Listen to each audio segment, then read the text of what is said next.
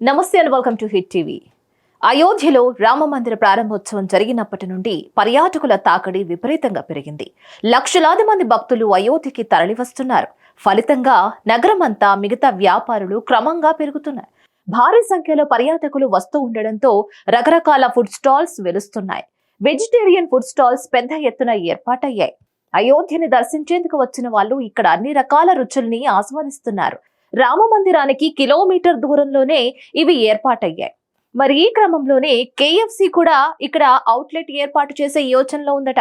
అయితే పవిత్రమైన అయోధ్య క్షేత్రంలో KFC ఎలా పెడతారన్న వాదనలు వినిపించాయి. పంచకోసి పరిక్రమ మార్గ్ సమీపంలో ఫుడ్ స్టాల్స్ పెట్టుకోవడానికి ప్రభుత్వం అనుమతిస్తున్నప్పటికీ మాంసాహారం విక్రయించడానికి మాత్రం వీల్లేదని తేల్చి చెప్పింది. ఇక మద్యం అమ్మకాలు కుదరవని స్పష్టం చేసింది. రామాలయానికి కేవలం 1 కిలోమీటర్ దూరంలో ఉన్న దినేష్ యాదవ్ యొక్క డొమినోస్ పిజ్జా బ్రాంచ్ ప్రయాణికులకు హాట్స్పాట్ గా మారింది. ఎందుకంటే ఇక్కడ పాశ్చాత్య వంటకాల కోసం కస్టమర్లు విరివిగా విచ్చేస్తున్నారు.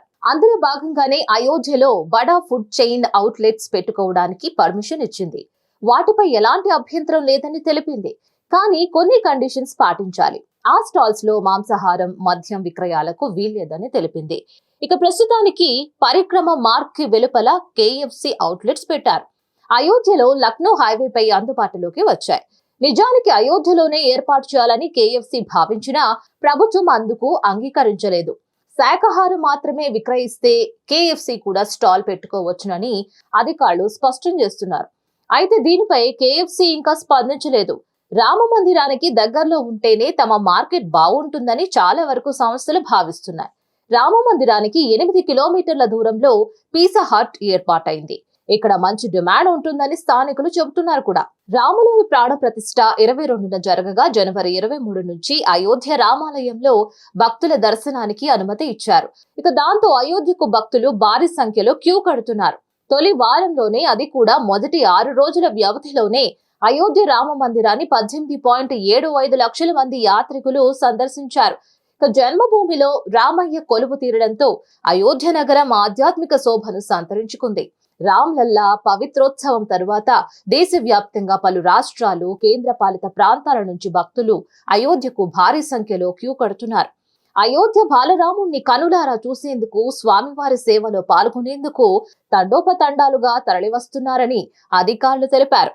23 జనవరిన 5 లక్షల మంది భక్తులు అయోధ్య రామాలయాన్ని దర్శించుకోగా 24 జనవరి రోజు 2.5 లక్షలు, 25 జనవరి 2 లక్షలు, 26 జనవరి 3.5 లక్షలు, 27 జనవరి 2.5 లక్షల మంది, 28 జనవరి 3.25 లక్షల మంది అక్కడికి వెళ్లి స్వామివారిని దర్శించుకున్నారు.